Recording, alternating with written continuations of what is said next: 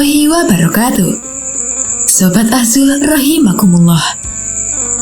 Di suatu pagi yang cerah, Baginda Raja Harun al-Rasyid mengajak beberapa menterinya pergi bertamasya ke sebuah tempat wisata.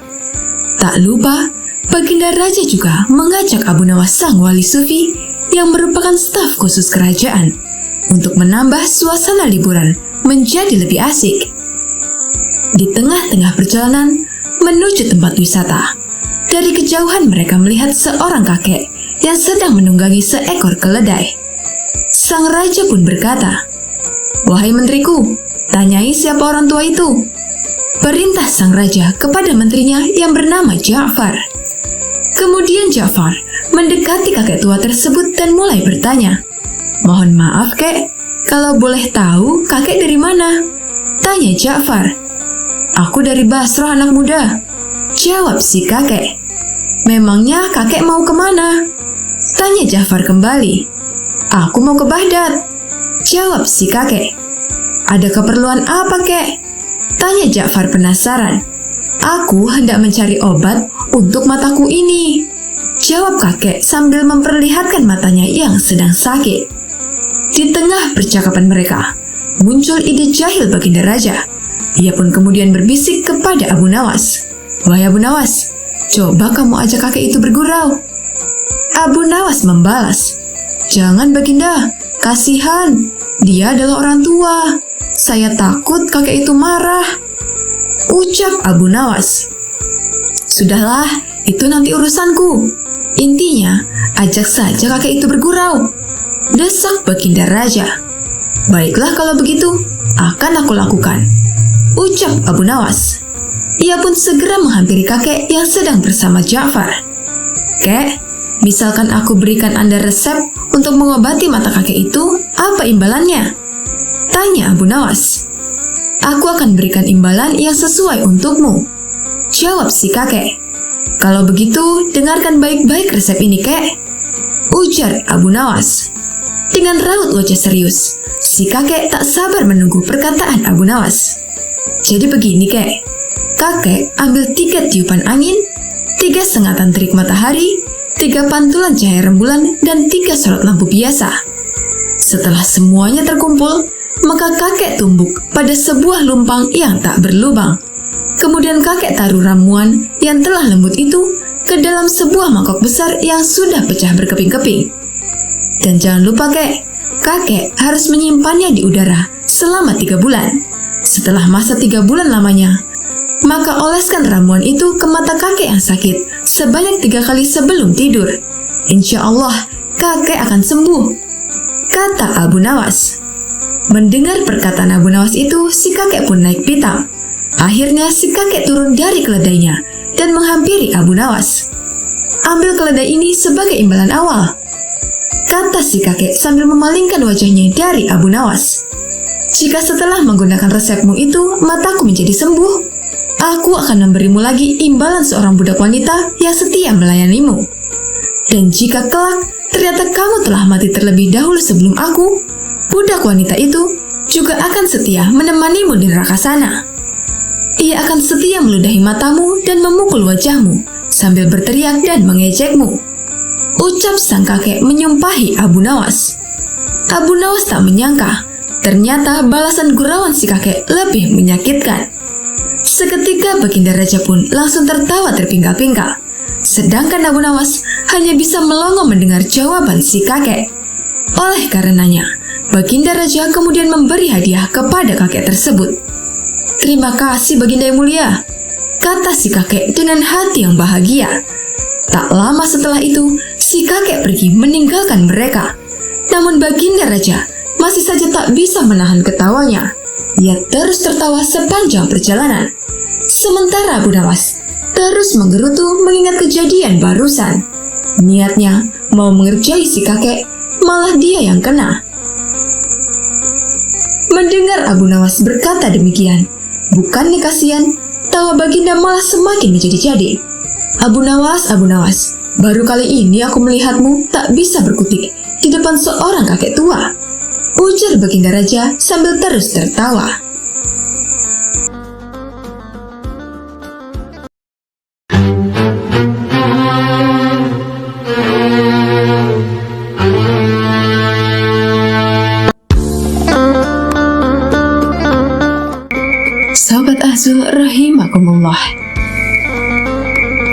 Kecerdikan akal yang dimiliki Abu Nawas sang wali sufi memang luar biasa, hingga banyak kisah kecerdikan yang disangkut pautkan dengan dirinya. Dikisahkan, Abu Nawas mendadak terkenal menjadi ahli ramal. Banyak orang yang datang kepadanya untuk diramalkan nasibnya. Bahkan orang-orang terkenal dari negeri seberang juga ikut mengantri di rumah Abu Nawas untuk diramal nasibnya oleh sang wali sufi. Baginda Raja Harun al-Rasyid merasa khawatir. Jangan-jangan Abu Nawas bisa membahayakan kerajaan. Maka tanpa pikir panjang, Abu Nawas ditangkap dan dijebloskan ke dalam penjara. Bahkan Abu Nawas hendak dihukum gantung oleh Raja Harun al-Rasyid yang menganggap bahwa Abu Nawas membahayakan kerajaan karena dia jadi peramal yang terkenal. Baginda Raja memvonis Abu Nawas dihukum mati. Akan tetapi, semua ini sudah diperhitungkan oleh Abu Nawas. Dirinya tidak merasa gentar sama sekali. Setelah hari yang ditentukan telah tiba, Abu Nawas digiring ke tempat tiang gantung.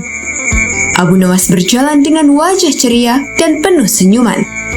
Baginda Raja sendiri heran dengan tingkah Abu Nawas ini. "Hai Abu Nawas, di saat-saat terakhirmu, kenapa kamu malah terlihat bahagia?" tanya Raja penasaran. "Bagaimana saya tidak bahagia, Paduka Raja? Karena dimanapun saya berada, Baginda selalu setia menemani saya," sahut Abu Nawas. "Saya sangat beruntung mempunyai raja seperti Baginda," ujar Abu Nawas lagi. "Apa maksudmu, Abu Nawas?" tanya Raja tak mengerti. "Paduka yang mulia, sudah tahu sendiri kan kalau saya sudah terkenal sebagai peramal yang tidak pernah meleset," ucap Abu Nawas lagi. "Menurut ramalan saya, 3 hari setelah kematian saya, maka Paduka akan menyusul saya di akhirat," ucap Abu Nawas sangat yakin. "Kita akan di sana bersama-sama, Paduka yang mulia, dan saya bisa mengadukan perbuatan Paduka kepada para malaikat di sana," ucap Abu Nawas menakut-nakuti sang raja. Spontan, wajah Baginda Raja Harun al-Rasyid langsung menjadi pucat. Dia pun terlihat takut dan sangat gemetaran. "Prajurit, segera lepaskan Abu Nawas. Bawa dia kembali ke dalam penjara," perintah Baginda Raja. Akhirnya, Abu Nawas tidak jadi dihukum mati.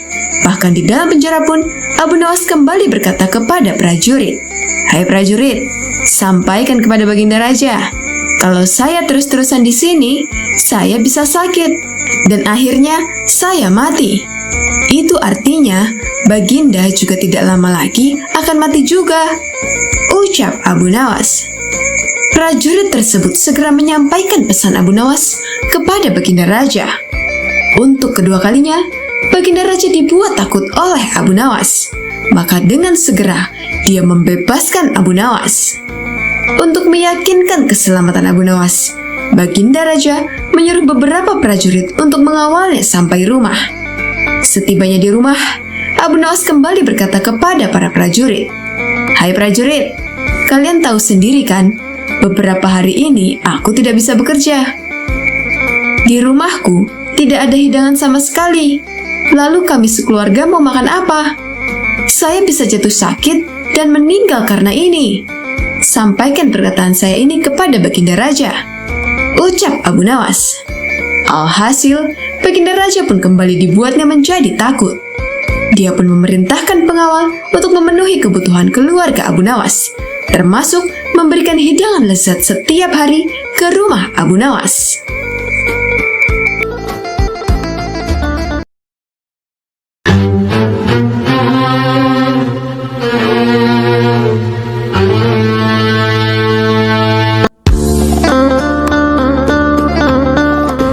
Sobat Azul rahimakumullah, Abu Nawas, sosok wali sufi yang dikenal sangat jenaka dengan kecerdikan yang dimilikinya. Abu Nawas kerap mendapat tugas yang tidak masuk akal dari sang raja. Namun sang wali sufi ini mampu melakukannya dengan kecerdikan yang dimilikinya. Suatu hari, Raja Harun al-Rasyid mempunyai keinginan yang sangat nyeleneh. Ia ingin membuat istana di awang-awang. Memang terkesan janggal. Tapi, apa salahnya kalau dicoba? Kata sang raja dalam hatinya. Paduka Raja kemudian menyuruh pengawal pribadinya memanggil Abu Nawas. Menurutnya, untuk urusan seperti ini, hanya Abu Nawaslah yang punya solusinya. Ada gerangan apa Paduka Raja memanggil hamba? Tanya Abu Nawas.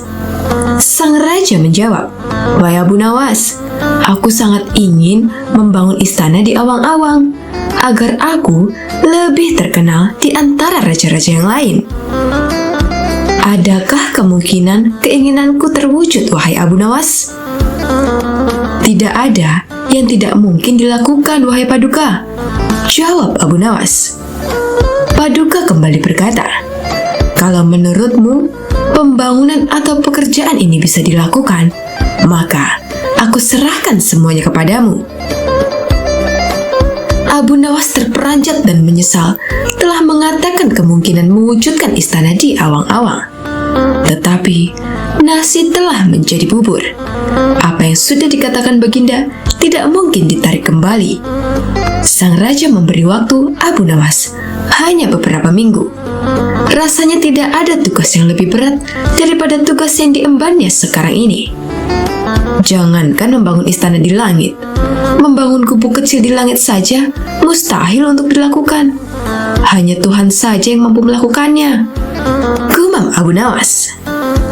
Hari-hari berlalu seperti biasanya. Tak ada yang dikerjakan Abu Nawas, kecuali memikirkan bagaimana membuat sang raja merasa yakin kalau yang dibangunnya itu benar-benar istana di langit. Seluruh ingatannya dikerahkan dan dihubung-hubungkan. Abu Nawas bahkan sampai menjangkau ingatan masa kekanak-kanakannya. Sampai ia ingat bahwa dulu ia pernah bermain layang-layang. Inilah yang membuat Abu Nawas sangat girang. Ia tidak menyia-nyiakan waktu lagi. Bersama beberapa sahabatnya, ia merancang layang-layangnya yang berbentuk persegi 4. Setelah layang-layang tersebut selesai dibuat, Abu Nawas melukis pintu-pintu dan jendela-jendela serta ornamen-ornamen lainnya hingga menyerupai istana.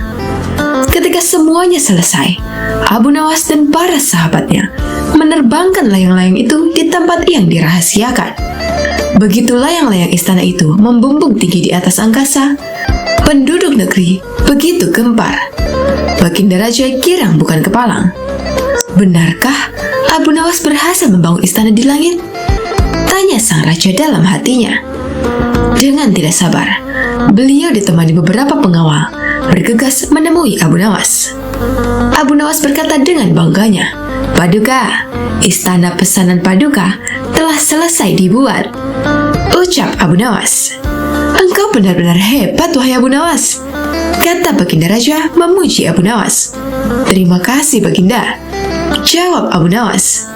"Lalu, bagaimana caranya engkau membuat istana itu, wahai Abu Nawas?" tanya Baginda Raja. "Dengan tali tambang, yang mulia," balas Abu Nawas. "Kalau begitu, siapkan tali itu sekarang. Aku ingin melihat istanaku dari dekat," kata Baginda tidak sabar. "Maafkan hamba, Paduka yang mulia. Hamba kemarin lupa memasang talinya, sehingga seorang kawan hamba tertinggal di istana dan tidak bisa turun," jawab Abu Nawas. "Bagaimana dengan engkau sendiri, wahai Abu Nawas? Dengan apa engkau turun ke bumi?" tanya Baginda Raja. "Dengan menggunakan sayap, Paduka yang mulia," kata Abu Nawas dengan bangga. "Kalau begitu, buatkan aku sayap, supaya aku bisa terbang ke sana," jawab Baginda. "Paduka, sayap itu bisa diciptakan dalam mimpi," kata Abu Nawas menjelaskan. "Engkau berani mengatakan aku gila sepertimu?" tanya Baginda sambil melotot. "Ya, Baginda, seperti itulah," jawab Abu Nawas. "Apa maksudmu, hai Abu Nawas?" tanya Baginda lagi. Baginda tahu bahwa membangun istana di langit itu sangat mustahil dilakukan. Tetapi, Baginda tetap menyuruh hamba mengerjakan sesuatu yang tidak mungkin itu. Sedangkan hamba juga tahu bahwa pekerjaan itu mustahil untuk dikerjakan. Tetapi hamba tetap menyanggupi titah Baginda yang tidak masuk akal itu, kata Abu Nawas dengan berusaha meyakinkan Baginda. Tanpa menoleh, Baginda kembali ke istana dengan diiringi para pengawalnya. Sementara Abu Nawas ditinggal sendirian sambil memandang ke atas melihat istana terapung di awang-awang. Sebenarnya, di antara kita siapa yang gila? Tanya Baginda mulai jengkel. Hamba kira kita berdua sama-sama tidak waras, Baginda. Tapi duluan yang punya ide, jawab Abu Nawas sambil senyum tanpa ragu. Demikianlah kisah Abu Nawas membuat istana di awang-awang.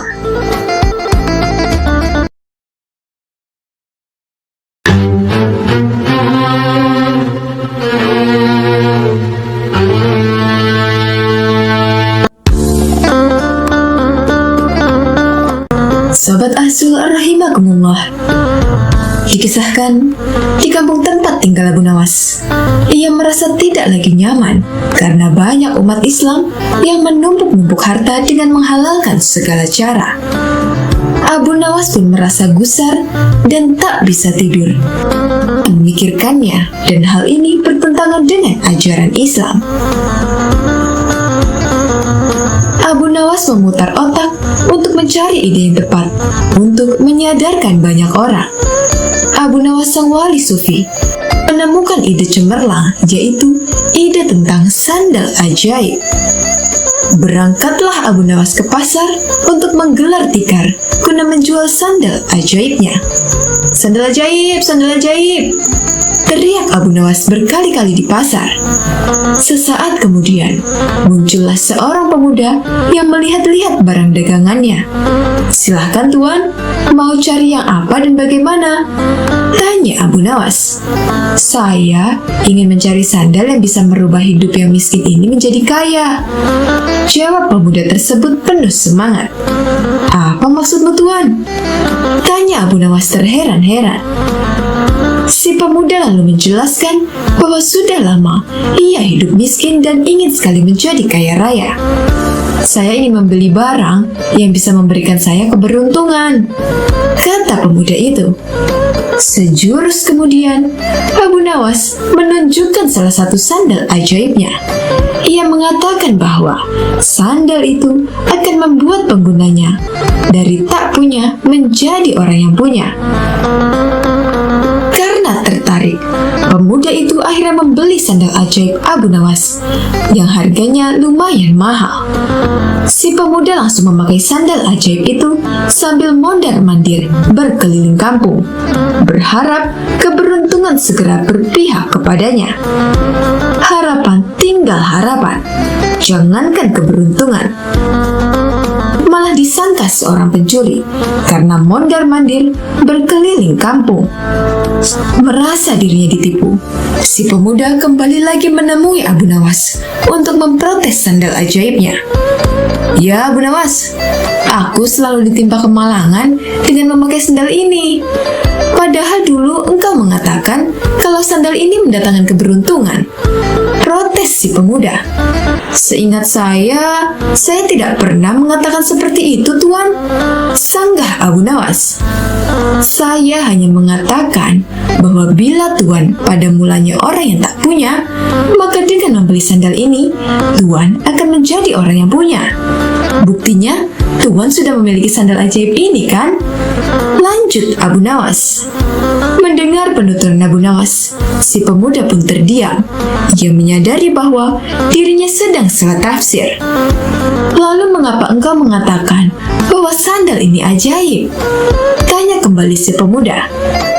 Nah, merek sandal ini adalah ajaib. Silahkan tuan baca merek yang tertempel di sandal ini, jawab Abu Nawas. Akhirnya, pemuda itu pergi begitu saja tanpa sepatah kata pun. "Tunggu tuan, saya ingin mengatakan sesuatu yang mungkin saja bermanfaat," panggil Abu Nawas. "Jangan percaya kepada barang yang ajaib, karena percaya pada sesuatu selain Allah Subhanahu wa Ta'ala bisa membuat kita syirik dan akan mendapatkan kesusahan di dunia dan akhirat kelak." Pesan Abu Nawas yang sangat luar biasa mendalam.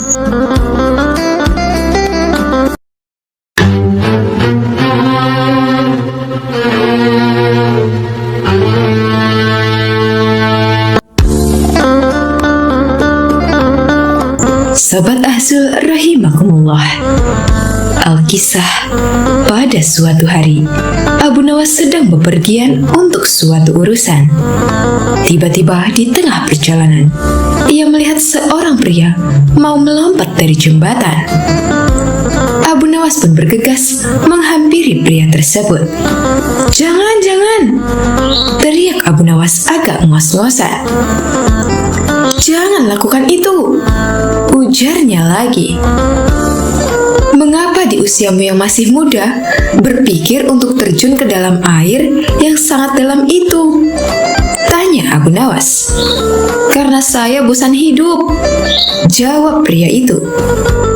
"Nak, dengarkan saya. Jika kamu terjun ke dalam sungai itu, saya harus terjun juga menyusulmu untuk menyelamatkanmu. Air itu sangat dalam dan dingin sekali. Saya baru saja sembuh dari radang paru-paru. Tahu maksud saya? Saya bisa mati. Saya mempunyai istri dan anak. Apakah kamu mau hidup dengan beban pikiran seperti ini?" ujar Abu Nawas. "Tentu saja tidak," jawab pemuda itu. "Maka dengarkan saya. Jadilah orang baik-baik. Bertobatlah kepada Allah dan Allah akan mengampunimu. Kamu pulanglah. Nah, dalam kesendirianmu dan di rumahmu yang sepi itu, gantunglah dirimu," ujar Abu Nawas seraya balik kanan pergi. Pemuda itu pun meninggalkan jembatan tersebut. Dalam perjalanan selanjutnya, tiba-tiba ada seorang pria menghampiri Abu Nawas. Pria yang menemui Abu Nawas ini terkenal dengan kejahatannya. Tanpa basa-basi, pria tadi langsung bertanya kepada Abu Nawas perihal keinginannya agar bisa melihat wujud setan. "Wahai Abu Nawas, aku ingin sekali memiliki kemampuan melihat setan. Apa kau bisa mengajariku bagaimana cara melihatnya?" tanya pria bejat itu. "Tentu bisa. Tepat sekali kau bertemu denganku." Abu Nawas mengiyakan permintaan pria jahat itu dengan entengnya. "Kalau begitu, tunjukkan kepadaku," ujar pria itu. "Itu mudah sekali. Apa kau memiliki cermin di rumah?" tanya Abu Nawas. "Tentu saja punya, wahai Abu Nawas," jawab pria tadi. "Jadi begini caranya. Pandangi cerminmu betul-betul, tak butuh waktu lama. Kau akan melihat wujud setan yang ingin kau ketahui itu," jelas Abu Nawas. Pria bejat tadi berlalu sambil tertawa. "Kurang ajar kau Abu Nawas," ucapnya sambil tertawa. Demikian kisah lucu Abu Nawas yang mengubah hidup seorang pria dan menunjukkan cara melihat wujud setan kepada orang jahat. Semoga bermanfaat.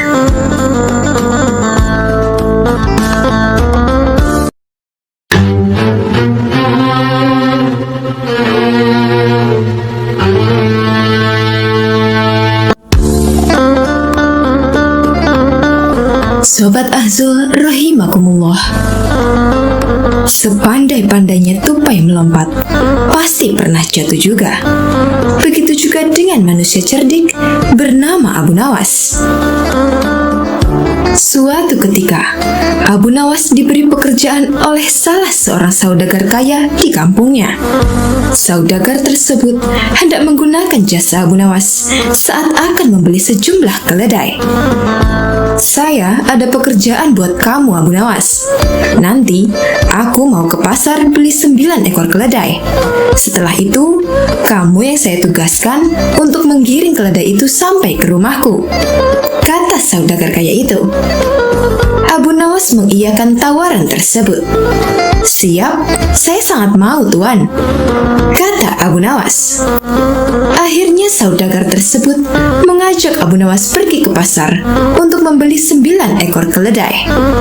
Setelah selesai membeli 9 ekor keledai, sang saudagar kaya pulang duluan dan meminta Abu Nawas untuk menggiring keledai sampai rumahnya.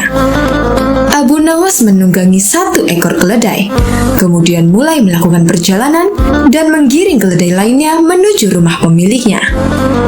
Khawatir ada yang hilang, Abu Nawas menghitung jumlah keledai saat dalam perjalanan. Namun betapa terkejutnya ketika dia mendapati keledainya hanya 8. Tentu hal itu membuatnya sangat khawatir. Abu Nawas pun turun dan mencoba mencari keledai yang terpisah. Tetapi usahanya sia-sia saja. Abu Nawas menghitung lagi keledai sebelum menungganginya. Anehnya, keledainya lengkap 9 ekor. Akhirnya Abu Nawas menaiki seekor keledai dan kawannya lainnya ia posisikan di depan, sembari meneruskan perjalanan. Abu Nawas kembali menghitung keledainya, dan kali ini jumlahnya kembali menjadi 8 ekor. Curiga ada yang mencuri. Abu Nawas turun dan membiarkan keledai-keledai itu, sementara dirinya bersembunyi di balik pohon untuk menyelidikinya. Saat bersembunyi, Abu Nawas menghitung keledainya. Yang aneh, jumlahnya lengkap 9 ekor. Abu Nawas semakin heran. Abu Nawas menunggangi 1 ekor lagi dan meneruskan perjalanannya. Tetapi tampak di wajahnya seperti orang kebingungan. Beberapa saat kemudian, Abu Nawas bertemu dengan orang tua. "Kenapa kamu tampak kebingungan?" tanya orang tua tadi. "Bagaimana tidak bingung? Ada 1 keledai tiba-tiba menghilang. Saat kuhitung lagi, tiba-tiba muncul," kata Abu Nawas. Orang tua tadi tertawa terbahak-bahak, lalu meminta Abu Nawas turun untuk menghitungnya. Abu Nawas pun turun. Setelah dihitung, jumlahnya lengkap 9 ekor. Abu Nawas pun lega setelah mendapati keledainya lengkap. Akhirnya, Abu Nawas menunggangi 1 keledai dan melanjutkan perjalanannya. Beberapa langkah kemudian, ia kembali menghitung keledainya. Jumlahnya kembali berkurang 1 ekor. Abu Nawas kemudian berteriak minta tolong. Akhirnya, orang tua tadi menghampiri dan berkata, "Bagaimana keledaimu tidak kurang? Kamu hanya menghitung keledai di depanmu, sementara keledai yang kamu tunggangi tidak kamu hitung," kata kakek tua tadi. Mendengar jawaban itu, Abu Nawas tersenyum dan bergumam, "Secerdik-cerdiknya orang, suatu waktu pasti pernah mengalami sial." Demikian kisah lucu Abu Nawas yang lalai faham menghitung keledai. Semoga kisah ini bermanfaat. Wallahu a'lam bishawab.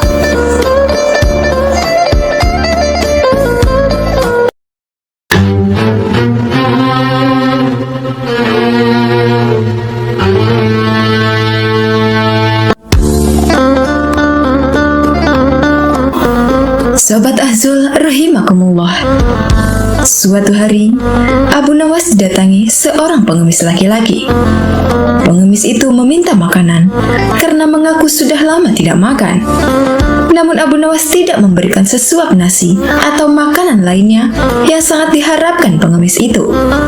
Dia malah mengajukan beberapa pertanyaan. "Kenapa engkau mengemis? Apa engkau tidak punya pekerjaan?" tanya Abu Nawas. "Maaf Tuan, saya sudah lama mencari pekerjaan, tapi belum juga ada yang mau menerima saya bekerja," jawab pengemis itu. "Apa engkau mau bekerja sekalipun pekerjaan itu berat?" tanya Abu Nawas lagi. "Asalkan halal, saya mau Tuan," jawab kembali si pengemis. Akhirnya Abu Nawas mengantarkan pengemis itu menemui sahabatnya yaitu Abu Wardah. Singkat cerita, pengemis itu diminta bekerja mencabut rumput. Ternyata pengemis itu merupakan seorang pekerja yang sangat rajin dan tangkas. Dalam waktu singkat saja, pekerjaannya telah selesai. Abu Wardah pun sangat kagum dan tergerak hatinya memberikan pekerjaan yang lebih serius. serius. Ia meminta pengemis itu memisahkan satu ember kurma menjadi 3 bagian. Kurma yang bagus diletakkan di keranjang pertama, sementara yang lumayan bagus diletakkan di keranjang kedua, dan kurma yang jelek diletakkan di keranjang ketiga. Namun ia lupa tidak memberikan penjelasan kepada pengemis itu tentang perbedaan antara kurma yang baik dan kurma yang buruk. Keesokan harinya, Abu Nawas datang ke rumah Abu Wardah untuk menanyakan kabar pengemis itu.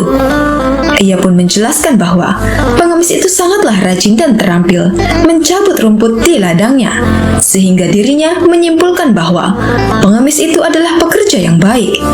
Maka itu, Abu Wardah memberikan pekerjaan yang lebih serius. "Sekarang dia bekerja apa?" tanya Abu Nawas. "Tadi malam, dia aku suruh memisahkan kurma-kurma menjadi 3 bagian. Mari kita ke sana melihatnya. Tentu sudah selesai pekerjaan itu," kata Abu Wardah. Tidak lama kemudian, keduanya sangat terkejut ketika melihat pengemis itu tidur pulas, tidak mengerjakan apa yang diperintahkan.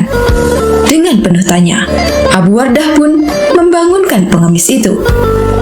"Kenapa engkau tidak menyelesaikan pekerjaan yang mudah itu?" tanya Abu Wardah. "Maaf Tuan, kalau hanya memindahkan kurma, sesungguhnya itu mudah. Yang sulit adalah membuat keputusan mana kurma yang baik, lumayan baik, dan mana kurma yang jelek. Karena saya tidak diberitahu sebelumnya oleh Tuan," jawab sang pengemis. "Sungguh, itu tidak terpikirkan olehku," ucap Abu Wardah. Abu Nawas pun tersenyum melihat kejadian itu. Ia pun menegur Abu Wardah karena hanya bisa memberikan tugas tapi tidak mengajarinya dengan baik cara melakukannya. Wallahu a'lam bishawab.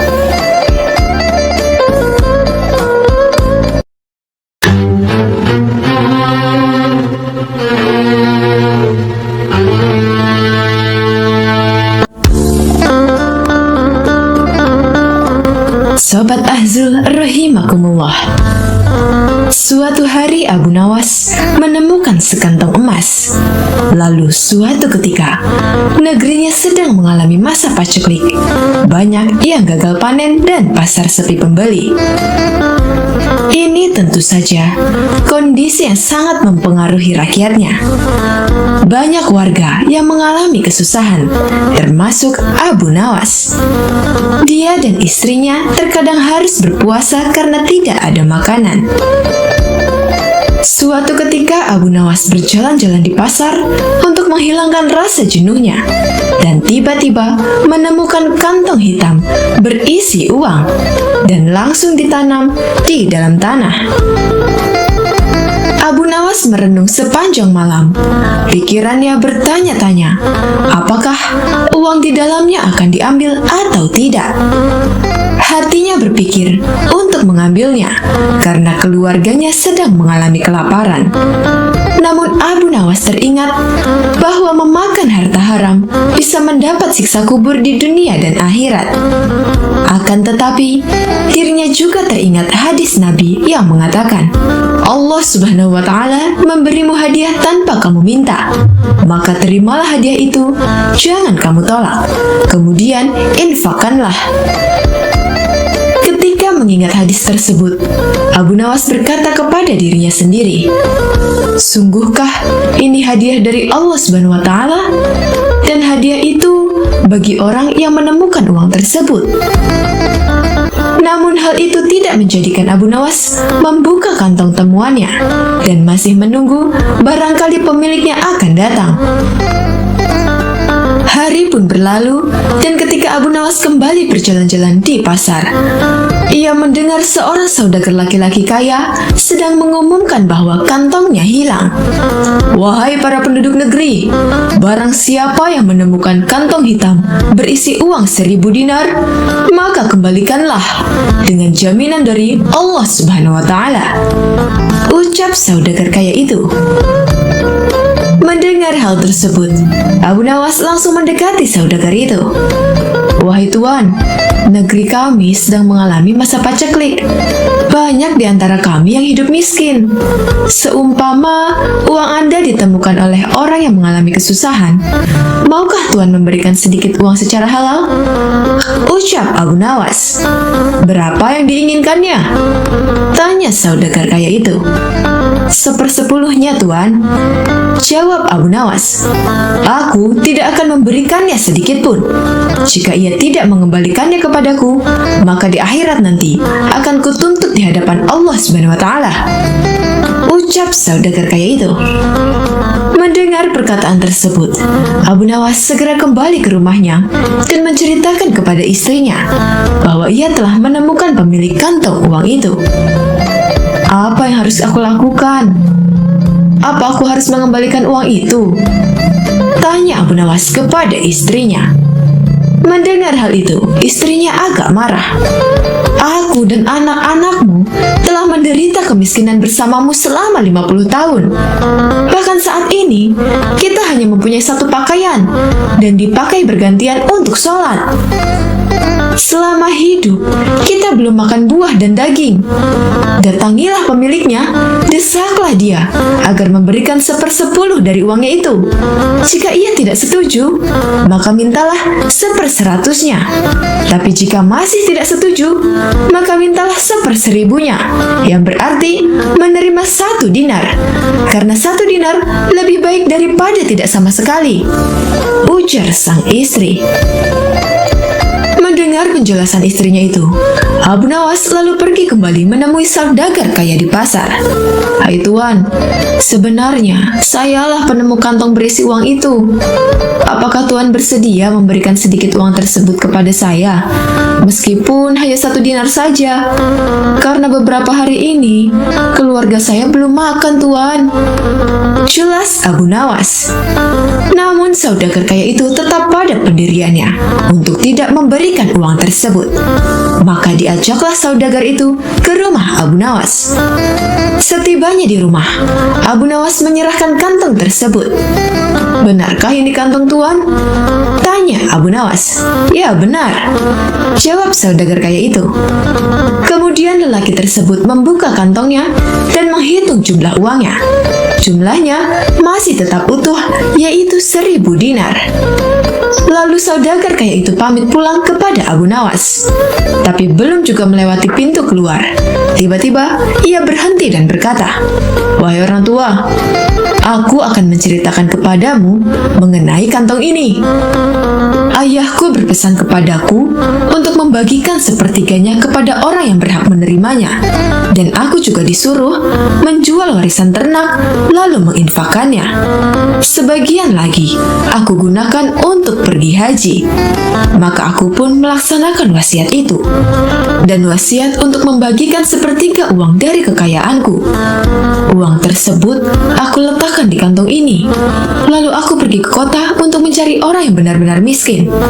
Namun aku tidak menemukan seorang pun yang lebih berhak daripada Anda. Maka ambillah uang di kantong ini, Tuan. Semoga Allah Subhanahu wa Ta'ala memberkahimu." Terang saudagar tersebut. Mendengar hal itu, Abu Nawas pun bersyukur kepada Allah Subhanahu wa Ta'ala. Kesabaran dan kejujurannya saat menemukan uang tersebut ternyata mendapat jalan lain dari Allah Subhanahu wa Ta'ala. Ternyata saudagar kaya tersebut tidak hanya memberikan 1/100 yang dimintanya, melainkan semua uang yang ada di kantong tersebut.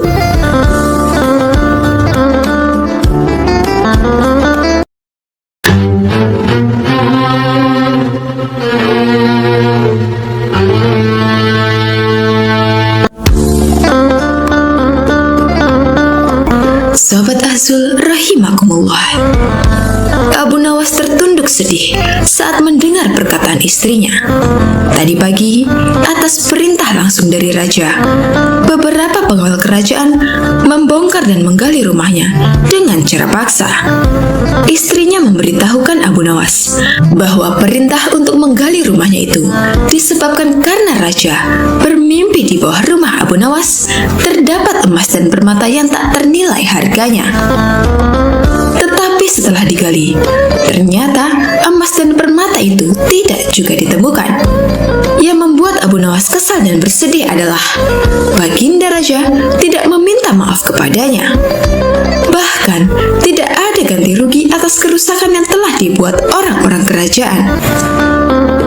Lama Abu Nawas berpikir, tapi belum juga ia menemukan cara yang tepat untuk membalas perbuatan raja. Makanan yang dihidangkan oleh istrinya tidak dimakan. Malam pun tiba, tapi Abu Nawas tetap tidak beranjak dari tempat semula. Keesokan harinya, Abu Nawas melihat lalat-lalat mulai menyerbu makanan Abu Nawas yang sudah basi. Tiba-tiba, ia tersenyum gembira. Abu Nawas berkata pada istrinya, "Tolong ambilkan kain penutup makananku dan sebatang besi." "Untuk apa?" tanya istrinya bingung. "Aku akan membalas perbuatan raja yang seenaknya merusak rumah kita," jawab Abu Nawas. Dengan wajah berseri-seri, Abu Nawas berangkat menuju istana. Tiba di istana, Abu Nawas memberi salam hormat dan berkata kepada raja, "Maaf Baginda, aku menemuimu untuk mengadukan perlakuan tamu-tamu yang tak diundang. Mereka memasuki rumahku tanpa izin dan berani memakan makananku."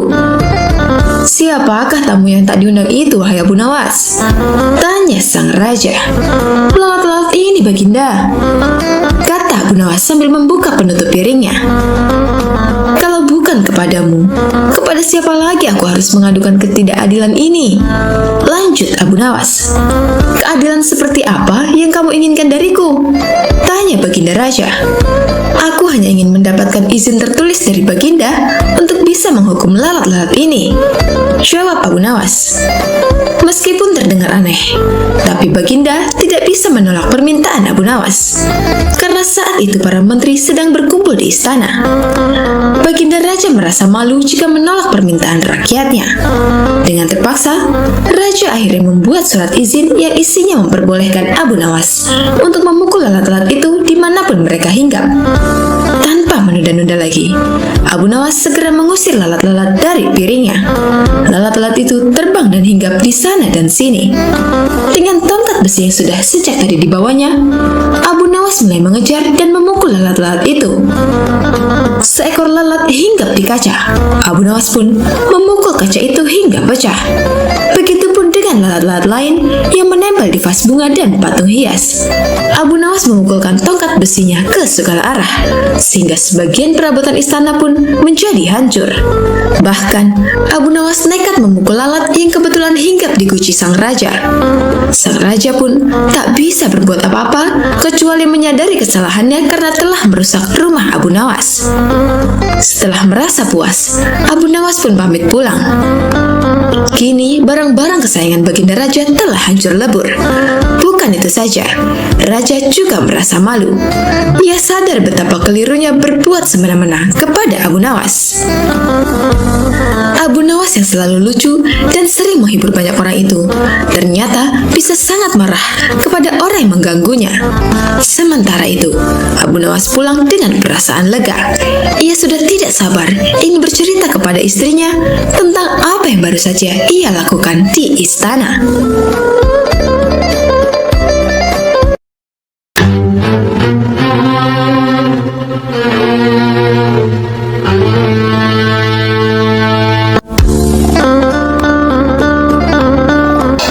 Sobat Azul rahimakumullah. Suatu hari, Abu Nawas berjalan melewati pasar dan melihat penjual kue yang memajang dagangannya. Aroma kue yang menggoda tersebut membuat Abu Nawas ingin mencicipinya. Namun, ia tidak memiliki uang sama sekali. Abu Nawas pun memutar otaknya. Dengan langkah penuh percaya diri, ia berdiri di dekat penjual kue tersebut.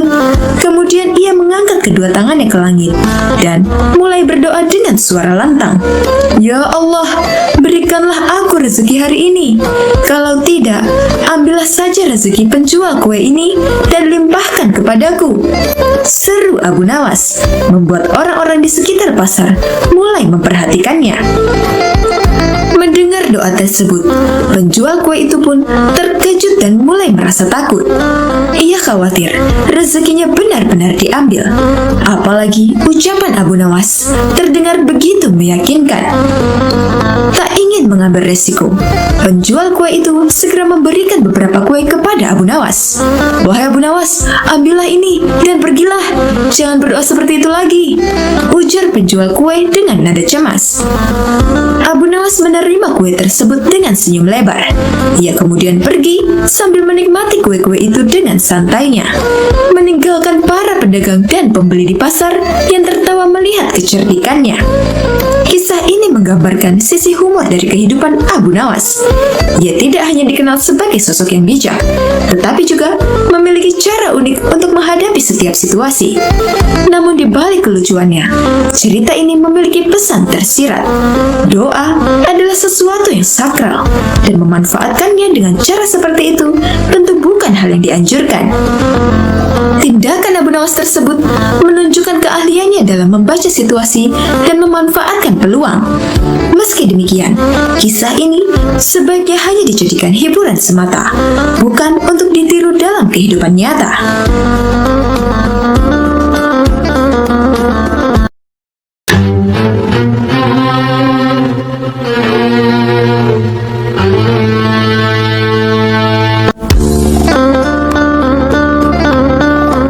Sobat Azul rahimakumullah, Abu Nawas adalah tokoh sufi yang terkenal pada saat pemerintahan Raja Harun al-Rashid. Selain dikenal sebagai tokoh sufi, Abu Nawas juga dikenal sebagai orang tak pernah kehabisan akal menjawab pertanyaan sang baginda raja. Abu Nawas sendiri adalah orang yang takut pada hewan beruang. Saat itu, Abu Nawas diminta oleh sang raja berburu beruang bersamanya. Padahal sang baginda raja sudah tahu bahwa Abu Nawas sangat takut dengan beruang. Namun pada saat itu, siapa saja yang tidak melaksanakan perintah baginda raja, maka akan mendapatkan hukuman. Abu Nawas pun bingung karena tidak dapat menolak permintaan dari baginda raja. Dalam perjalanan menuju hutan untuk berburu beruang, tiba-tiba cuaca menjadi mendung. Dengan segera, baginda pun memanggil Abu Nawas, dan Abu Nawas mendekati baginda raja. "Tahukah mengapa engkau aku panggil?" kata sang baginda raja. Abu Nawas pun menjawab, tidak mengetahuinya mengapa baginda raja memanggilnya. Baginda raja menjelaskan pada Abu Nawas bahwa cuaca sedang mendung, sebentar lagi akan turun hujan. Namun hutan masih jauh dari tempat rombongan Abu Nawas dan baginda raja. Sang baginda raja pun menjelaskan bahwa Abu Nawas akan diberikan kuda yang lambat, sedangkan sang raja bersama rombongan yang lain akan diberikan kuda yang cepat. Dan sang baginda raja memerintahkan Abu Nawas tetap menjaga pakaiannya agar tetap kering meski hujan turun. Baginda raja juga memerintahkan pada saat jam istirahat tiba, ia meminta semua rombongan agar kembali ke tempat peristirahatan. Dengan begitu, semua pasukan berpencar seperti apa yang telah diperintahkan sang baginda raja. Sedangkan Abu Nawas menyusuri jalan menuju hutan dengan kudanya yang lamban. Dan akhirnya, Abu Nawas sadar bahwa sang baginda raja telah menjebaknya. Tak lama setelah itu, hujan pun turun. Baginda raja bersama rombongannya basah kuyup akibat derasnya hujan. Mereka pun pergi ke tempat peristirahatan karena sudah memasuki jam istirahat makan siang. Belum sampai baju sang baginda raja bersama rombongannya kering, Abu Nawas pun sampai pada tempat peristirahatan. Baginda raja dan pengawalnya terheran-heran karena melihat baju Abu Nawas tetap kering. Padahal kuda Abu Nawas sangatlah lamban, tidak mungkin pergi berteduh untuk dengan cepat. Pada hari berikutnya, sang baginda raja bersama rombongannya meminta untuk menaiki kuda yang lamban, sedangkan Abu Nawas menaiki kuda yang cepat. Namun hujan pun turun dengan derasnya seperti hari sebelumnya. Alhasil, baju baginda raja bersama rombongannya pun basah kuyup. Ketika jam makan siang tiba, baginda melihat Abu Nawas lebih dulu sampai di tempat peristirahatan. Ternyata pakaian Abu Nawas tetap kering meskipun diguyur hujan yang deras. Melihat pakaian Abu Nawas yang tetap kering, baginda raja penasaran dan bertanya kepadanya. "Terus teranglah Baiklah, wahai Abu Nawas, bagaimana cara menghindari hujan? Tanya sang baginda raja. Mudah saja tuanku yang mulia. Hamba sebenarnya tidak menghindari hujan. Namun saat hujan turun, hamba membuka semua pakaian hamba dan melipatnya. Kemudian hamba mendudukinya. Itu yang hamba lakukan sampai hujan berhenti, sang baginda raja, ujar Abu Nawas. Baginda raja pun mengakui kecerdikan Abu Nawas. Dan itulah kesekian kalinya Abu Nawas mampu mengecoh baginda dengan akalnya.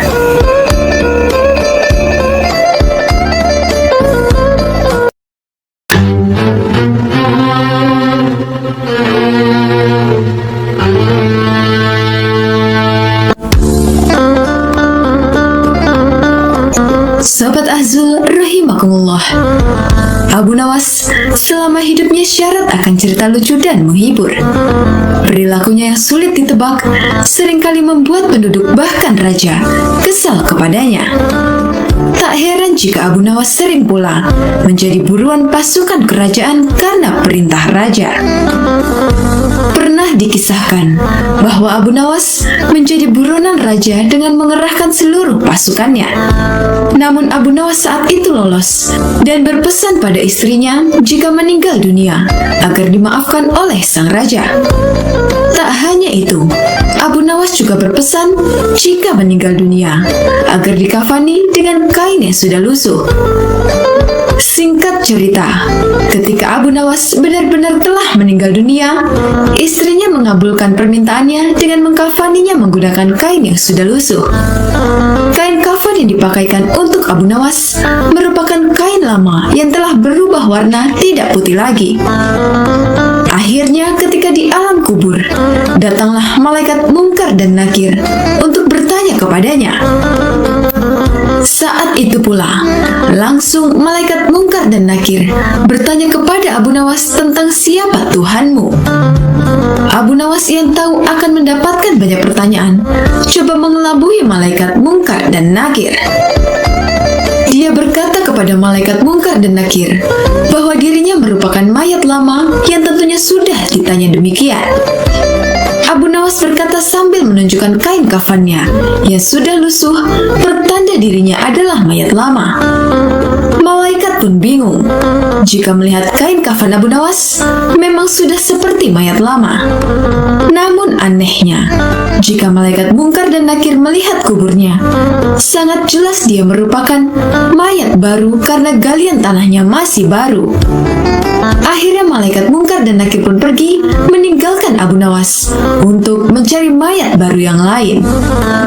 Demikianlah kisah lain tentang Abu Nawas yang mengelabui malaikat Munkar dan Nakir.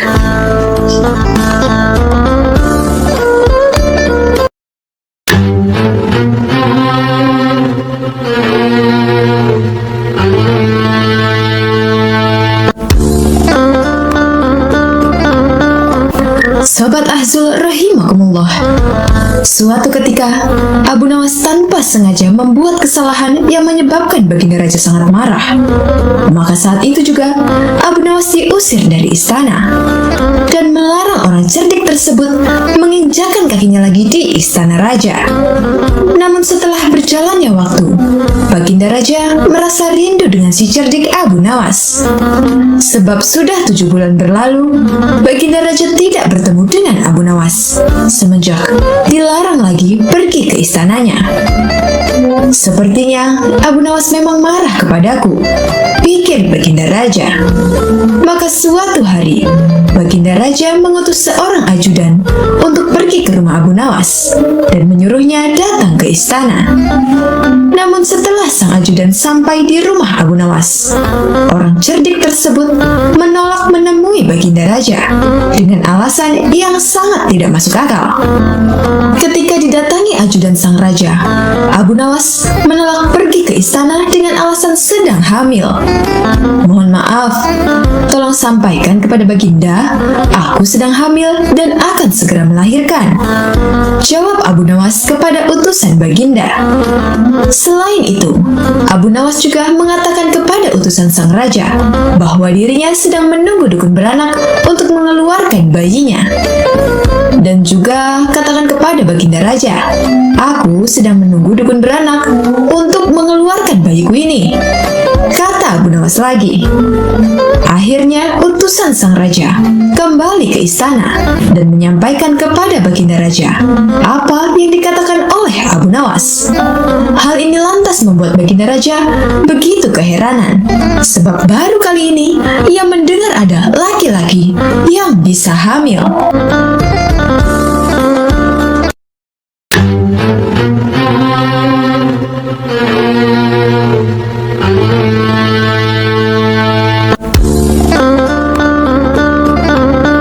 Sobat Azul rahimakumullah, berikut ini adalah kisah ketika Abu Nawas diminta untuk menjadi qadhi atau hakim oleh Raja Harun al-Rasyid. Namun Abu Nawas tidak mau diangkat. Akhirnya dia bisa menolak permintaan raja dengan cara yang sangat cerdik. Adapun kisahnya adalah sebagai berikut. Suatu hari, Raja Harun al-Rasyid mengadakan rapat dengan para menterinya untuk mengangkat Abu Nawas menjadi hakim. Apa pendapat kalian mengenai Abu Nawas yang hendak kuangkat menjadi hakim? Kata raja. Melihat keadaan Abu Nawas yang semakin parah otaknya, maka sebaiknya tuanku mengangkat orang lain saja untuk menjadi qadhi, jawab sang menteri. Menteri-menteri yang lain juga mengutarakan pendapat yang sama. Tuanku, Abu Nawas telah menjadi gila. Karena itu, dia tak layak menjadi qadhi. Tambah yang lain. Baiklah, kita tunggu dulu sampai 21 hari. Karena bapaknya kan baru saja mati. Jika tidak sembuh-sembuh, kita mencari qadhi yang lain saja, jawab sang raja. Namun setelah 1 bulan berlalu, Abu Nawas masih dianggap gila. Maka Sultan Harun al-Rasyid mengangkat orang lain menjadi qadhi kerajaan Baghdad. Konon, dalam suatu pertemuan besar, ada seseorang bernama Fulan yang sejak lama berambisi menjadi qadhi. Dia mempengaruhi orang-orang di sekitar Baginda untuk menyetujuinya jika ia diangkat menjadi seorang qadhi. Maka tatkala ia menunjukkan dirinya menjadi qadhi kepada Baginda Raja, maka dengan mudah Baginda pun menyetujuinya. Begitu mendengar Fulan diangkat menjadi qadhi, maka Abu Nawas mengucapkan rasa syukur kepada Allah Subhanahu wa Ta'ala. Alhamdulillah, aku telah terlepas dari bala yang mengerikan. Tapi sayang sekali, kenapa harus Fulan yang jadi qadhi? Kenapa tidak yang lain saja? Ucap Abu Nawas dalam hatinya. Lalu, kisah Abu Nawas menolak menjadi qadhi dengan cara pura-pura gila bukan tanpa alasan. Beginilah kisahnya. Ketika ayah Abu Nawas sakit parah dan hendak meninggal dunia, ia panggil Abu Nawas untuk menghadap. Abu Nawas pun datang mendapati bapaknya yang juga pernah menjadi seorang hakim atau qadhi. Hai anakku, aku sudah hampir mati. Sekarang ciumlah telinga kanan dan telinga kiriku, pinta sang bapak. Abu Nawas segera menuruti permintaan terakhir bapaknya. Ia cium telinga kanan bapaknya. Ternyata berbau harum, sedangkan yang sebelah kiri berbau sangat busuk. Bagaimana anakku? Sudah kau cium? Benar bapak. Ceritakanlah dengan sejujurnya, bau kedua telingaku itu. Aduh pak, sungguh mengherankan. Telinga bapak yang sebelah kanan berbau harum sekali, tapi yang sebelah kiri kok baunya amat busuk. Hai anakku Abu Nawas, tahukah apa sebabnya bisa terjadi begini? Wahai bapakku, cobalah ceritakan kepada anakmu ini. Akhirnya sang ayah bercerita perihal yang menyebabkan telinga sebelah kiri bau dan kanan harum. Pada suatu hari, datang 2 orang mengadukan masalahnya kepadaku. Yang seorang, aku dengarkan keluhannya. Tapi yang seorang lagi, karena aku tak suka, maka tak ku dengar pengaduannya. Inilah resiko menjadi qadhi. Jika kelak kau suka menjadi qadhi, maka kau akan mengalami hal yang sama. Namun jika kau tidak suka menjadi qadhi, maka buatlah alasan yang masuk akal agar kau tidak dipilih sebagai sebagai kadi oleh Sultan Harun al-Rasyid. Tapi tak bisa tidak, Sultan Harun al-Rasyid pastilah tetap memilihmu sebagai kadi. Jelas sang bapak. Akhirnya terungkaplah sebab Abu Nawas pura-pura menjadi gila, yakni hanya untuk menghindarkan diri agar tidak diangkat menjadi kadi yang memutus suatu perkara.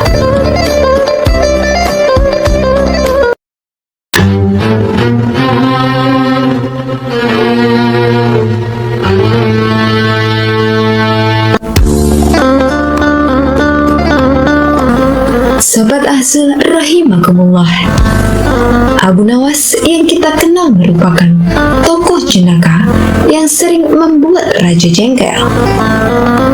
Banyak ide-ide cemerlang yang sering dia keluarkan untuk bisa membuat orang lain, bahkan raja, terkelabui. Bahkan tak jarang juga Abu Nawas mampu memecahkan persoalan-persoalan yang dialami oleh baginda raja. Dikisahkan bahwa raja sempat kesal kepada Abu Nawas, namun kebingungan bagaimana caranya agar bisa menghukum Abu Nawas. Akhirnya raja menemukan ide, yakni jika dengan mencari ulama atau orang pintar untuk menandingi Abu Nawas. Konon, didapatlah ulama tersebut yang kemudian mematahkan ramalan Abu Nawas tentang kematian raja.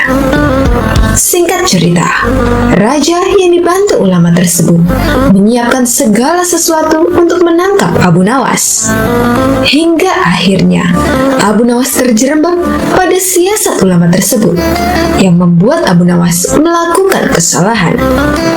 Abu Nawas pun akhirnya ditangkap dan dimasukkan ke dalam sel hukuman untuk dihukum panjung. Sesaat lagi Abu Nawas akan dihukum mati. Sahabat dan orang-orang yang pernah ditolong Abu Nawas merasa bersimpati. Namun derai air mata mereka tidak akan mampu menghentikan hukuman mati pada Abu Nawas. Raja terlihat sangat bahagia sejak Abu Nawas ditangkap dan menikmati kemenangan tersebut. Banyak orang yakin bahwa Abu Nawas akan dihukum panjung. Namun ada satu orang yang tidak yakin bahwa Abu Nawas akan mati dipanjung, yakni istri Abu Nawas. Orang-orang tampak makin was-was menjelang pelaksanaan hukuman itu.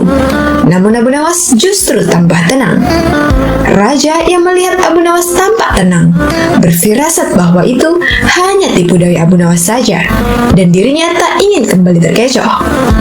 Namun Abu Nawas berkeyakinan selama nyawa masih melekat di badan, maka harapan masih akan menyertai. Dia percaya bahwa Tuhan akan tetap bersamanya. Hal seperti ini yang tidak dimiliki oleh raja. Saat akan dieksekusi mati oleh raja, Abu Nawas diberi satu permintaan terakhir yang bisa didapatkan. Abu Nawas meminta, jika pilihannya salah, maka dia siap dihukum panjung. Namun jika pilihannya benar, maka dia harus dihukum gantung. Sebenarnya raja paham, ini sebuah jebakan dari Abu Nawas. Dengan berhati-hati, raja tetap menuruti keinginan tersebut dan mempersilahkan menyebutkan keinginannya. Dengan berteriak, Abu Nawas berkata dirinya memilih hukum panjung, dan teriakan itu didengar oleh warga yang menyaksikan. Usai berteriak, Abu Nawas berkata pada raja, apakah ada yang salah dengan pilihannya dihukum panjung? Raja paham itu tidak salah dan raja harus memenuhi dengan hukuman gantung, yang artinya mengalihkan teriakan Abu Nawas barusan, di mana Abu Nawas berteriak hukuman panjung. Namun karena itu pilihan tidak salah, maka raja harus menghukum gantung. Lagi-lagi, raja dibuat bingung di hadapan banyak orang oleh Abu Nawas, yang akhirnya raja memilih mengampuni Abu Nawas. Sejak saat itu, raja berkata bahwa Abu Nawas memang orang cerdik dan selalu bisa membuat raja tersenyum. Raja memanggil ajudannya, mengambil sejumlah uang untuk hadiah kepada Abu Nawas, dan mempersilahkan dia pulang. Tak hanya itu, Abu Nawas juga raja minta agar seringkali berkunjung kepadanya di istana. Demikianlah kisah Abu Nawas yang lolos dari hukuman mati sang raja.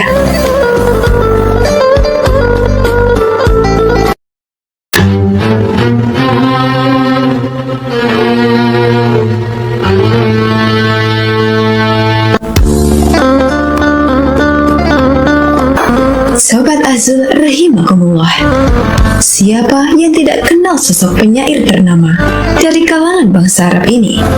Dialah Abu Nawas. Syair-syair yang digubah Abu Nawas mengandung nilai-nilai sufisme. Bahkan salah satu syairnya dibacakan setiap usai sholat Jumat. Selain dikenal sebagai penyair, pria bernama lengkap Abu Ali Al-Hasan bin Hani Al-Hakami ini juga seorang sufi. Hidup di zaman Raja Harun Al-Rasyid dari dinasti Abbasiyah, Abu Nawas lebih menampakkan diri sebagai orang yang kontroversi. Bahkan di kalangan masyarakat waktu itu, dia juga dikenal sebagai penyair mabuk dan agak gila. Selain itu, Abu Nawas juga dikenal sering bertingkah konyol dan lucu. Suatu ketika, Abu Nawas memandikan keledai kesayangannya. Meskipun keledainya sangat lamban, tapi Abu Nawas sangat menyayanginya. Setelah keledai kesayangannya terlihat bersih, Abu Nawas pun kemudian berkemas dan siap-siap berangkat bepergian. Dia pun pergi dengan menunggangi keledainya. Keledai Abu Nawas sangat lamban sekali. Namun Abu Nawas tidak pernah mempermasalahkannya. Bahkan jarak yang hanya 1 kilometer saja harus ditempuh berjam-jam lamanya. Di tengah perjalanan, Abu Nawas berpapasan dengan teman lamanya. "Hai Abu Nawas, kamu mau kemana?" tanya kawan lama Abu Nawas. "Aku mau sholat Jumat di kampung tetangga," jawab Abu Nawas. Setelah mendengar jawaban Abu Nawas, kawan-kawannya heran dan tertawa. "Loh, ini kan masih hari Kamis Abu Nawas," kata temannya heran. "Iya, aku tahu. Tapi keledaiku ini amat istimewa. Dia lamban sekali kalau berjalan. Aku sudah bersyukur kalau besok keledaiku tiba tepat pada waktunya," kata Abu Nawas. Jawaban Abu Nawas membuat temannya terheran-heran karena perilaku Abu Nawas yang konyol. Itulah kisah Abu Nawas yang berangkat sholat Jumat di hari Kamis. Aneh, tapi jenaka bukan?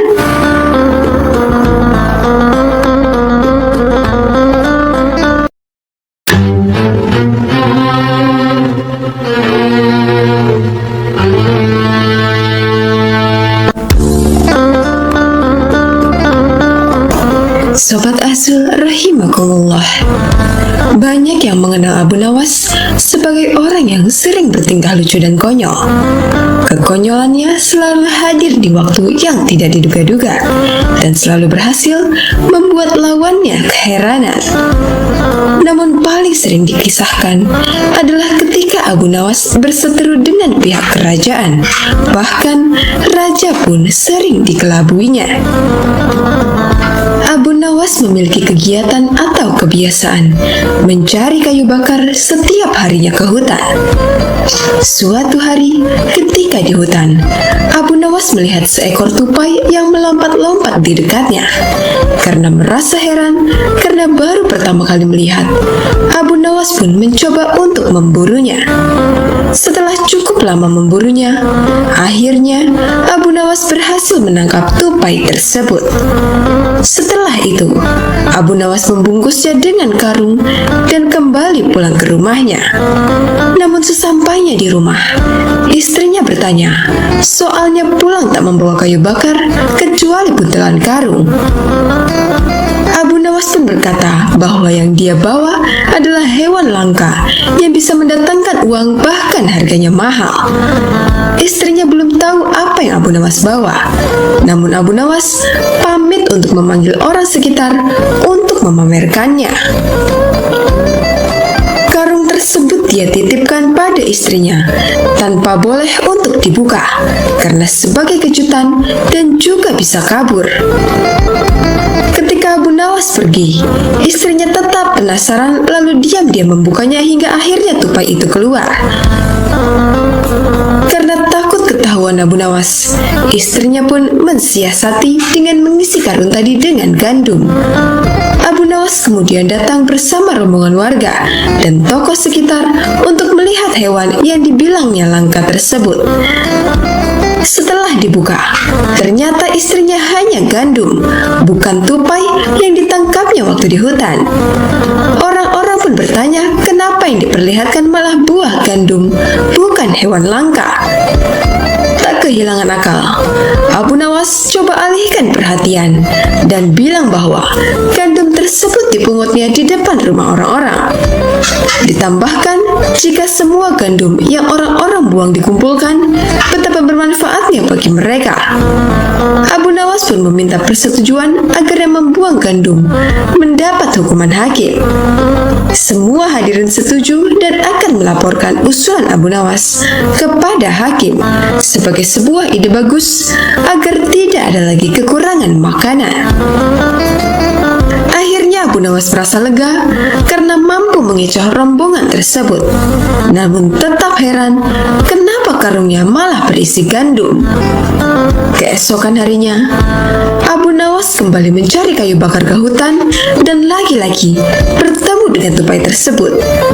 Dengan rasa heran dan kesal, Abu Nawas berkata, "Dasar binatang hantu yang bisa menjelma menjadi gandum," ujarnya saat tupai tersebut melintas di dekatnya.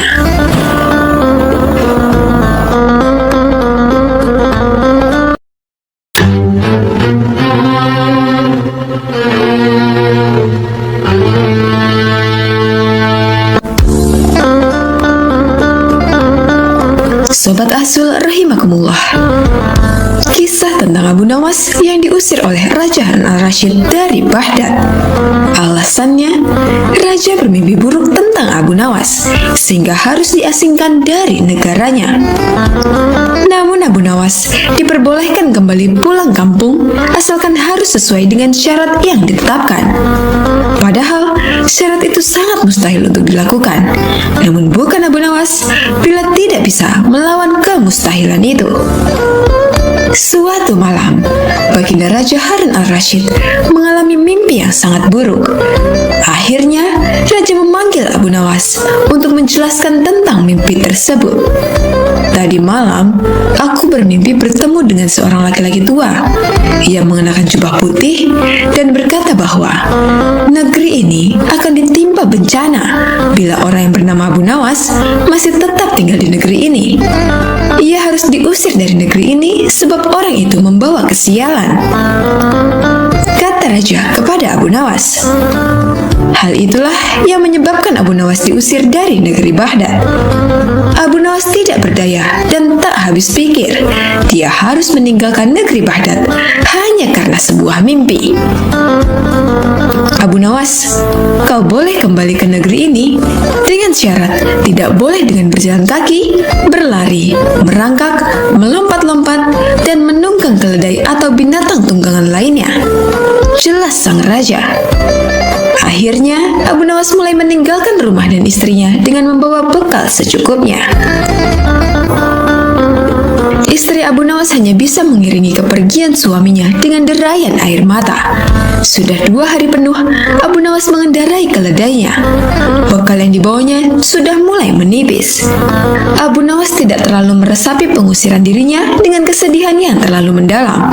Sebaliknya, Abu Nawas merasa bertambah yakin bahwa Tuhan yang Maha Perkasa akan segera menolongnya keluar dari kesulitan yang sedang melilit pikirannya. Bukankah tiada seorang teman pun yang lebih baik daripada Allah Subhanahu wa Ta'ala dalam saat-saat seperti itu? Setelah beberapa hari Abu Nawas berada di negeri orang, ia mulai diserang rasa rindu yang menyayat-nyayat hatinya. Rasa rindu itu semakin lama semakin menderu-deru, seperti dinginnya Zamharir. Sulit untuk dibendung. Memang, tak ada jalan keluar yang lebih baik daripada berpikir. Tetapi dengan akal apakah ia harus melepaskan diri? Begitu tanya Abu Nawas dalam hati. Apakah aku akan meminta bantuan orang lain dengan cara menggendongku dari negeri ini sampai istana Baginda? Tidak, tidak akan ada seorang pun yang sanggup melakukannya. Aku harus bisa menolong diriku sendiri tanpa melibatkan orang lain. Pada hari ke-19, Abu Nawas menemui cara lain yang tidak termasuk larangan baginda Raja Harun al-Rasyid. Setelah segala sesuatunya dipersiapkan, Abu Nawas berangkat menuju ke negerinya sendiri. Perasaan rindu dan senang menggumpal menjadi satu. Kerinduan yang selama ini melecut-lecut semakin menggila karena Abu Nawas tahu sudah semakin dekat dengan kampung halaman. Mengetahui Abu Nawas bisa pulang kembali, penduduk negeri sangat gembira. Kabar dan desas-desus tentang kembalinya Abu Nawas segera menyebar secepat bau semerbak bunga yang menyerbu hidung. Kabar kepulangan Abu Nawas juga sampai ke telinga Baginda Raja. Baginda juga merasa gembira mendengar berita itu, tetapi dengan alasan yang sama sekali berbeda. Rakyat gembira melihat Abu Nawas pulang kembali karena mereka mencintainya. Sedangkan Baginda Raja gembira mendengar Abu Nawas pulang kembali karena beliau merasa yakin kali ini pasti Abu Nawas tidak akan bisa mengelak dari hukumannya. Namun Baginda amat kecewa dan merasa terpukul melihat cara Abu Nawas pulang ke negerinya.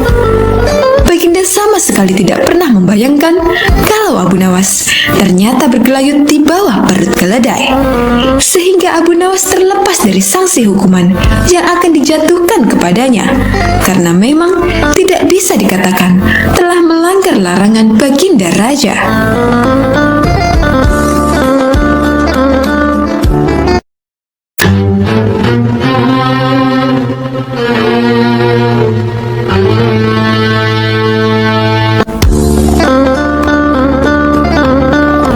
Sobat Azul rahimakumullah, Alkisah, Abu Nawas mendapat undangan untuk sebuah jamuan makan malam. Dalam undangan tersebut, dia juga diminta mengisi tausiah agama. Abu Nawas pun datang pada jamuan makan malam itu untuk menghormati tuan rumah. Namun karena datang lebih awal, Abu Nawas mendapat tempat duduk di paling depan.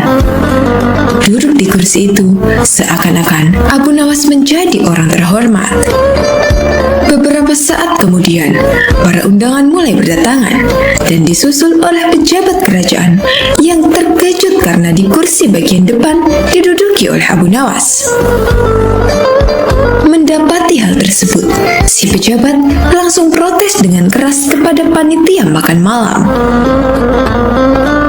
Kenapa saya, pejabat kerajaan yang terhormat, mendapat tempat duduk di belakang dan justru Abu Nawas ada di depan?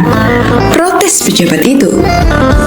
Pertanyaan Bapak harusnya langsung kepada Abu Nawas, ujar panitia tersebut. Pejabat itu berjalan ke depan menghampiri Abu Nawas dan berbisik bahwa yang pantas duduk di kursi itu adalah dirinya, pejabat kerajaan. Wahai Abu Nawas, engkau tidak pantas duduk di kursi depan, karena yang pantas adalah diriku, pejabat kerajaan. Mendapat teguran sombong, Abu Nawas mulai bicara, dan kemudian terjadilah perdebatan yang menghebohkan orang yang hadir di jamuan makan malam tersebut. Saudara pejabat yang terhormat, Anda tidaklah lebih baik dari seorang pesulap, kata Abu Nawas. Wah, tidak bisa begitu. Saya adalah pejabat kerajaan, bukan pesulap, cetus si pejabat tegang. Sekalipun saya pesulap, ketika naik panggung, saya bisa bertindak sesuai janji. Saat saya berjanji mengubah sapu tangan menjadi kelinci, maka bim salah bim, sapu tangan itu benar-benar berubah menjadi kelinci, ujar Abu Nawas. Maksudmu bagaimana? Dan apa hubungannya? Tanya pejabat itu. Anda saya katakan dikatakan sebagai pesulap yang gagal karena Anda tidak bisa mengubah semua itu. Lihatlah, ketika naik panggung, Anda berjanji merubah nasib rakyat kecil menjadi lebih baik. Tapi setelah terpilih, keadaan rakyat kecil sama saja seperti sebelum Anda terpilih menduduki jabatan itu. Terang Abu Nawas. Mendapat pernyataan demikian, pejabat itu terdiam dan merasa malu. Nah, kalau begitu, mana yang lebih baik dan lebih pantas duduk di kursi paling depan? Tanya Abu Nawas. Tanpa membalas sepatah kata pun, pejabat itu mundur dan kembali duduk di kursi yang sebelumnya.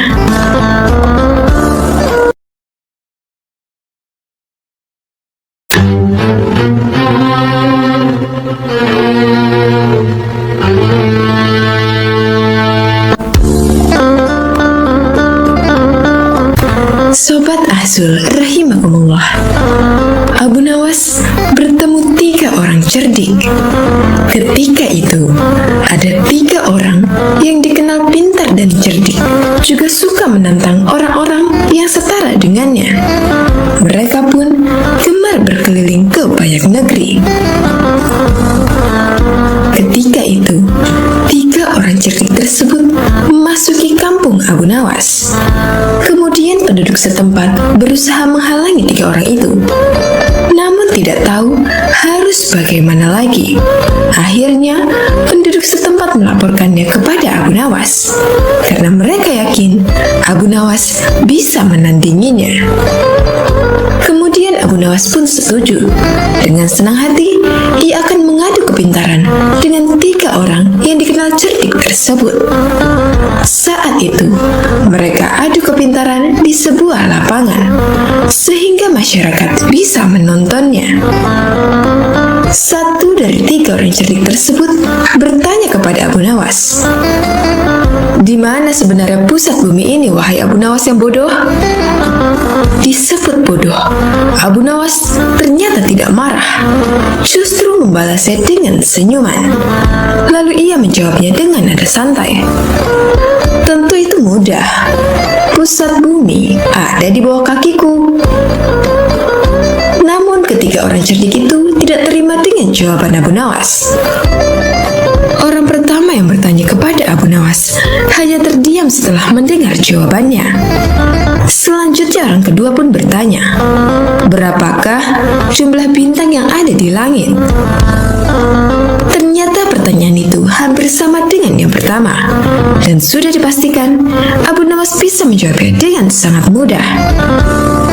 Abu Nawas pun menjawab, "Jumlah bintang-bintang yang ada di langit sama dengan jumlah bulu keledaiku ini." Kalau tidak percaya, silakan Anda hitung saja bulu keledaiku ini. Pasti Anda akan tahu kebenarannya. Kesal dengan jawaban Abu Nawas, orang ketiga dari kawanan itu lalu mengajukan pertanyaan kepada Abu Nawas, "Anda tahu bulu keledai? Coba, berapa jumlah bulu yang ada di keledai itu?" Tanya orang ketiga tersebut. Abu Nawas hanya tertawa meledek. Ia menganggap pertanyaan dari ketiga orang ini sangat tidak kreatif, karena semua pertanyaannya sama, yakni menanyakan jumlah. Jumlah bulu ekor keledai ini sama dengan jumlah rambut yang ada di jenggot Anda. Kalau Anda tidak percaya, silakan cabut satu persatu, ucap Abu Nawas. Sadar jika bulu jenggot dicabut satu persatu itu akan sakit, maka orang ketiga itu langsung terdiam dengan jawaban Abu Nawas.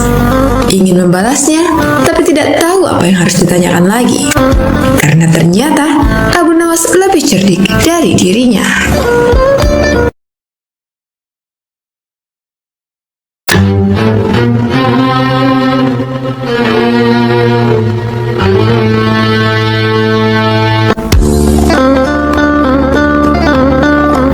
Sobat Azul rahimakumullah, Abu Nawas mendengar ada pencuri kambuhan di kota tempat tinggalnya. Pencuri itu sebenarnya sering tertangkap oleh warga, tapi tapi tidak pernah jera atas perbuatannya. Suatu hari, pencuri tersebut beraksi di rumah saudagar kaya raya. Saat menjarah barang-barang berharga, dia kepergok oleh si pemilik rumah. Saudagar tersebut langsung berteriak minta tolong. "Ada pencuri, ada pencuri!" teriak saudagar kaya itu. Tapi anehnya, si pencuri tampak terlihat tenang. Dia sama sekali tidak ada niatan kabur.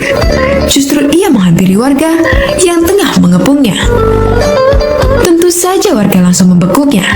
Bahkan ada beberapa orang yang hendak memukuli dan ada juga yang ingin melemparinya dengan batu. Di saat itulah datang menteri istana untuk mengamankan si pencuri. "Kalian tidak boleh main hakim sendiri.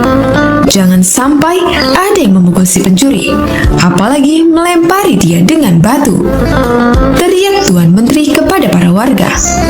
"Tapi dia sudah seringkali mencuri, Tuan Menteri. Kami sangat geram dengan ulahnya. Biarkan kami memukulinya supaya dia jera," sahut salah seorang warga. "Kita lempari batu saja ke kepalanya biar tidak meresahkan warga," timpal warga yang lain. Melihat emosi warga yang mulai tidak terbendung, Tuan Menteri lalu berkata, "Kalau ada yang berani menyakiti si pencuri ini, aku tidak segan-segan menghukum kalian. Kalian boleh memukul atau melempar batu ke pencuri ini, tetapi ada syaratnya." "Apa itu syaratnya? Kami sudah tidak sabar ingin menghukumnya," tanya para warga penasaran. "Syaratnya adalah siapa yang tidak pernah memiliki kesalahan boleh memukul atau melempari batu ke pencuri ini," jelas Tuan Menteri menjelaskan dengan persyaratan tersebut. Para warga hanya terdiam, sebab mana mungkin ada manusia yang tidak punya salah. Bahkan anak kecil pun pernah melakukan kesalahan. Akhirnya para warga membubarkan diri, sementara si pencuri dibawa oleh Tuan Menteri dengan dalih akan diproses di pengadilan. Tapi kenyataannya, di tengah jalan, si pencuri malah dibebaskan dan disuruh pulang. Usut punya usut, ternyata si pencuri adalah sahabat karib Tuan Menteri. Beberapa hari kemudian, si pencuri kembali beraksi dan setiap kali tertangkap warga, Tuan Menteri selalu datang menolong. Begitulah seterusnya hingga suatu ketika si pencuri menyatroni rumah Abu Nawas. Kebetulan saat itu, Abu Nawas baru saja mendapat hadiah emas dari Baginda Raja. Ketika si pencuri masuk ke rumah dan hendak mengambil emas tersebut, Abu Nawas keburu memergokinya. "Hai pencuri kurang ajar," ucap Abu Nawas. Bukannya kabur, si pencuri malah dengan tenang berjalan keluar meninggalkan Abu Nawas. Hal ini membuat Abu Nawas bertambah emosi. Abu Nawas lantas langsung memukul dan membekuknya. Si pencuri pun berteriak kesakitan. Mendengar ada kegaduhan di rumah Abu Nawas, warga pun segera berdatangan. "Ada apa, Abu Nawas?" tanya salah satu warga. "Orang ini hendak mencuri di rumahku," jawab Abu Nawas. "Lagi-lagi dia, seakan tidak ada kapoknya," ucap salah satu warga. "Tidak lama lagi, dia pasti akan dibebaskan oleh Tuan Menteri," ujar warga yang lain. "Kita hukum saja ramai-ramai sebelum Tuan Menteri datang," sahut warga lain.